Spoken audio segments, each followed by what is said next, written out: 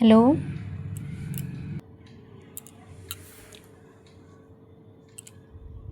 Hello, आप सबको मेरा नमस्ते।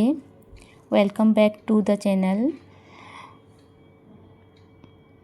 आप कोई भी हो, स्टूडेंट्स हैं, पेरेंट्स हैं या फिर कोई टीचर्स हैं, अगर आपको मेरा वीडियो अच्छा लगता है या फिर मेरे वीडियो में कुछ नॉलेजेबल थिंग्स हैं, आप सबको ऐसा लगता है, तो आप जो भी इंसान नीडेड पर्सन होंगे इस वीडियो के, उनको आप शेयर करें। Thank you.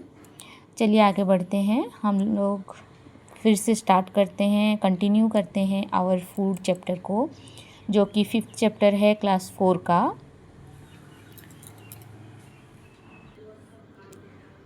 हमने पिछली वीडियो में कंप्लीट किया था why do we eat food, मतलब हम फूड क्यों खाते हैं और न्यूट्रिएंट्स क्या है, कौन कौन से न्यूट्रिएंट्स हैं और जो भी न्यूट्रिएंट्स हैं उनका जो सोर्सेस है वो क्या क्या है, वो सब एनर्जी गिविंग फूड कौन से हैं, बॉडी बिल्डिंग फूड कौन से हैं या फिर प्रोटेक्टिव फूड कौन से हैं, ये हमने पिछली वीडियो में, प्रीवियस वीडियो में देखा था।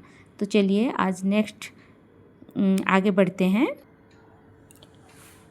आज का वीडियो हम लोग रफेज एंड वाटर से स्टार्ट करते हैं, उसके बाद देखेंगे बैलेंस डाइट, और अगर टाइम हुआ तो कुकिंग फूड का जो प्रोसेस है या फिर प्रिजर्विंग फूड है उस सब को देखेंगे। अगर टाइम नहीं हुआ तो ये रफेज एंड वाटर और जो बैलेंस डाइट है इसको ही आज कवर करेंगे।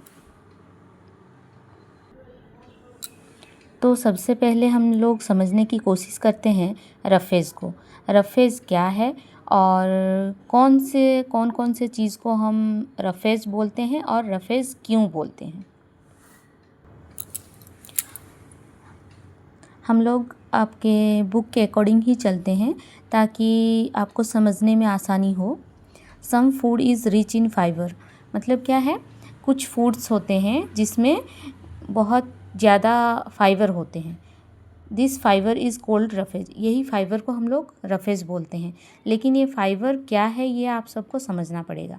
तो ये जो सीरियल, सलाड्स एंड फ्रूट्स में रफेज है यहाँ पर लिखा हुआ है, तो ये जो वो क्या है आप सबको पहले समझना पड़ेगा। क्योंकि जो सीरियल्स होते हैं, हम जो भी गेहूँ देखते हैं या फिर चावल या फिर कोई भी पल्सेस की जो हम लोग कोई सीरियल्स जब देखते हैं तो उसका जो ऊपर का जो छिलका होता है, ऊपर में कुछ बहुत सारे पल्सेस या फिर सीरियल्स में हम लोग देख सकते हैं कि ऊपर में एक लेयर होता है, वो वाला लेयर नॉर्मली फाइबर होता है। जो कि फाइबर का काम क्या होता है, फाइबर का काम होता है कि वो हमारी बॉडी में डाइजेस्ट नहीं होता है, लेकिन डाइजेशन को इम्प्रूव करने में मदद करता है। मतलब वो हमारे बॉडी में गल के मिल नहीं जाता है, जैसे कि बाकी न्यूट्रिएंट्स हमारे बॉडी में मिक्स हो जाते हैं, कुछ ब्लड के रूप में, कुछ विटामिन्स के रूप में। तो वे जो रफेज है, जो फाइबर है, वो हमारे बॉडी में मिल नहीं जाता है, लेकिन वो हमारे डाइजेशन को इम्प्रूव करने में मदद करता है। और जो भी हमारे बॉडी में जो वेस्टेज रह जाते हैं उसको बॉडी से बाहर निकालने के लिए मदद करता है। तो आई थिंक आप सबको फाइबर या फिर रफेज का मीनिंग आपको पता चल गया होगा, मतलब समझ में आ रहा होगा। तो यहाँ पे सोर्सेस हम लोग देख सकते हैं, serial, salads and fruits have roughage. जितने भी हम लोग सीरियल्स देखते हैं या फिर सलाड्स में जो आइटम्स देखते हैं, जो चीज़ें हम लोग देखते हैं या फिर फ्रूट्स, इन सब में रफेज बहुत ज़्यादा मात्रा में होता है। Roughage helps to improve our digestion, जो कि मैंने बताया है अभी आपको।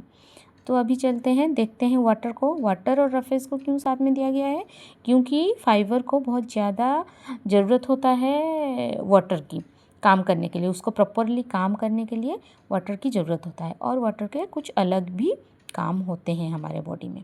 तो चलिए देखते हैं वाटर को। वाटर टू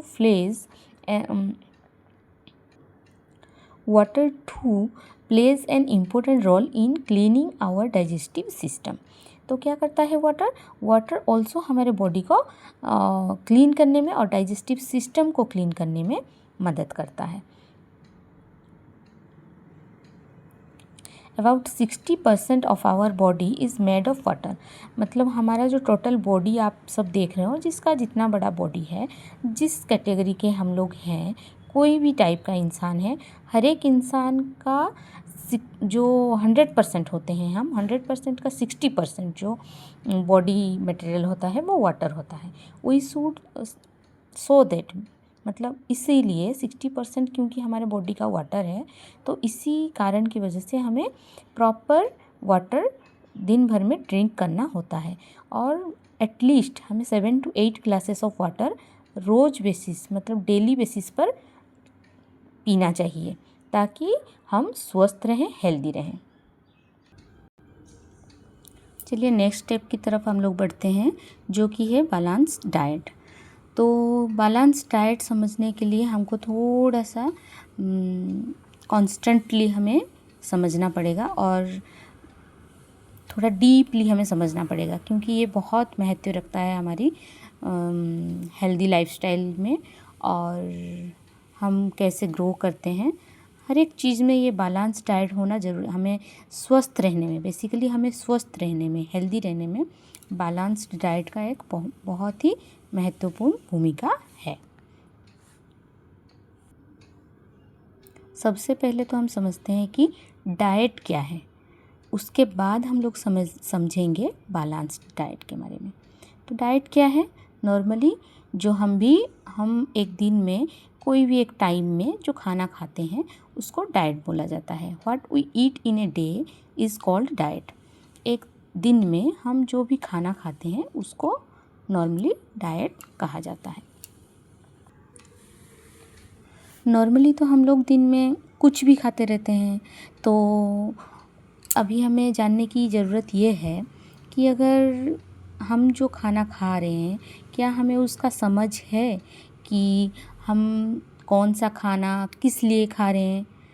हमें तो सिर्फ इतना पता है कि ये खाना अच्छा है, टेस्टी है, इसे हमें मन हो रहा है, इसलिए हम इसको खा रहे हैं। या फिर हमें भूख लग रहा है तो हमारे सामने में कुछ खाना है, कुछ फूड्स हैं जिसे हम खाना खा रहे हैं। तो अभी हम लोग समझने की कोशिश करेंगे कि एक नॉर्मल डाइट और बैलेंस डाइट के बीच में कितना बड़ा डिफरेंस है और ये हमें हेल्दी रखने में कैसे हेल्प करता है। We eat only food rich in carbohydrates. जो भी हम लोग फूड खाते हैं जो कि कार्बोहाइड्रेट से रिच होता है, जैसे कि पोटैटो हो गया या फिर राइस हो गया या फिर कोई भी ऐसी चीज़ जो भी रिच इन कार्बोहाइड्रेट है, we might have a lot of energy but our muscles will not be strong. मतलब हमारे पास क्या होगा, अगर बहुत ज़्यादा हम लोग कार्बोहाइड्रेट रिच फूड खा रहे हैं तो हमारे पास एनर्जी बहुत ज़्यादा हो सकता है, हमारे बॉडी में एनर्जी बहुत ज़्यादा हो सकता है, लेकिन हमारा जो मसल्स है शायद वो इतना स्ट्रॉन्ग नहीं बन सकता है।